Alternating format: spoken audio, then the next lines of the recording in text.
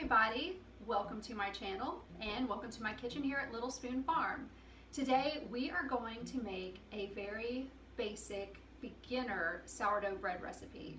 So if you have tried baking sourdough in the past and failed or given up and you want to give this a try again, then this recipe is perfect for you because I've cut down some of the steps and just made it really easy for you to put this dough together.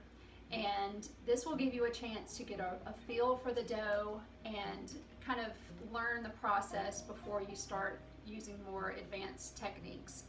So this this recipe is going to produce a small crumb. It's not going to be an open, large crumb. It's kind of it's a 70% hydration dough.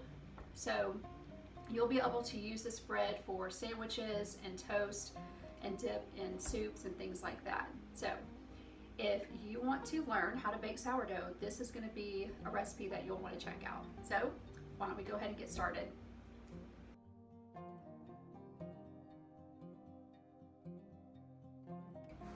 The first thing that you're going to want to do is feed your starter so that it's active and bubbly once you go to mix your dough.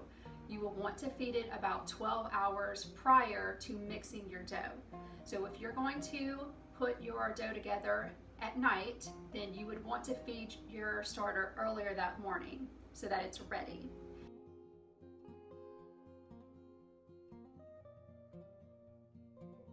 So once you're ready to mix your dough together, you're going to want to put 350 grams of water into a bowl and add 50 grams of your starter to the water and stir it up really good to distribute the starter and water together. Then you're going to add 10 grams of salt and give that a good stir. And then you will add 500 grams of bread flour. Now you want to use a nice high quality bread flour. I use King Arthur bread flour that has a high protein content in it. So give these ingredients a nice stir with the spatula or whatever you're using to mix ingredients with, and then use your hands to incorporate everything, making sure that all the flour has been mixed with the water and there's no dry bits.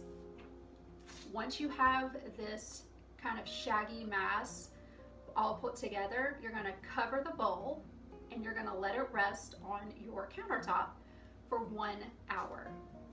This is going to give a chance for the flour to absorb the water, and then the gluten can start to develop.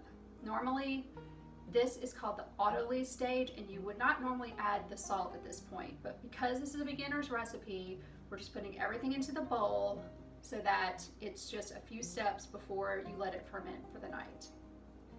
So after that hour is up, you're going to do the first set of stretch and folds.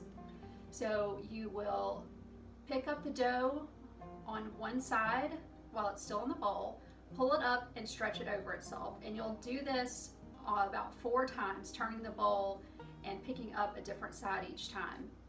Cover the bowl and let it rest for 30 minutes. Now I would advise you to do at least 2 sets, but I recommend 3. Once you have those 3 sets done, cover the bowl and let it ferment overnight.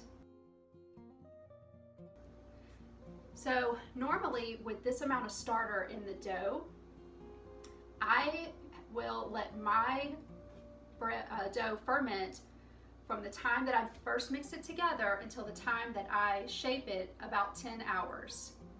So if I started mixing my dough at 8 o'clock at night, then at 6 o'clock in the morning is when I'm going to shape it and let it sit for the second rise. So in the morning, once your dough has been fermenting overnight and it's ready to go, it's going to be about 50% bigger in size and it's going to have bubbles all around the edges. And once it's ready, you can go ahead and do the final shape. Now, to do that final shape, you're going to take the dough and you're going to turn it out onto a very lightly floured surface. And you can see how I'm taking the dough at one end and I'm pulling it up and over itself, and I'm repeating that with the sides, and then the piece farthest away from me, I pull it up into myself. Then I flip that dough over and I gently cup the dough and pull it towards me, and kind of twisting and turning it and pulling it again to create that tight skin on the outside of the dough.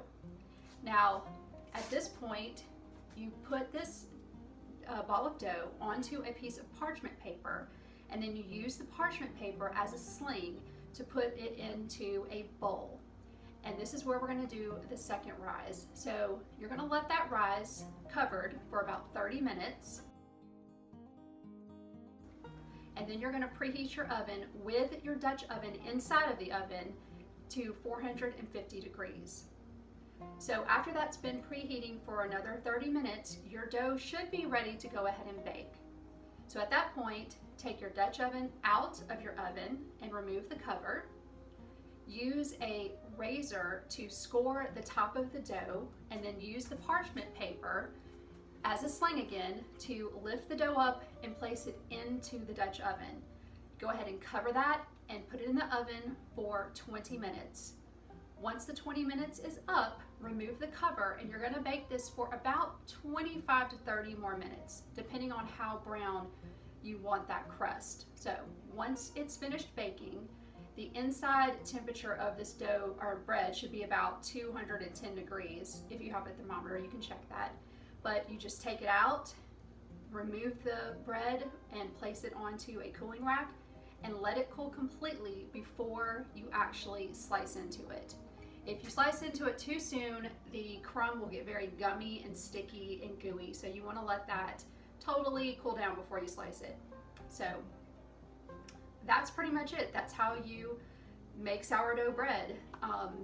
Like I said, I've left out some of the more advanced techniques with the autolyse and the bannetons that we use to prove our bread in overnight. I will definitely get another video for a more advanced bread recipe later, but for right now, I'm starting out our new website with all beginner recipes for sourdough, and I think that this is just a really good way for you to start baking sourdough bread and getting a good feel for how things work. So if you have any questions or comments, leave them below. You can go to my website and I will have a printable recipe that you can just print out or save to your phone. And if you like this video, give me a thumbs up and subscribe, and I will see you in the next video. Bye.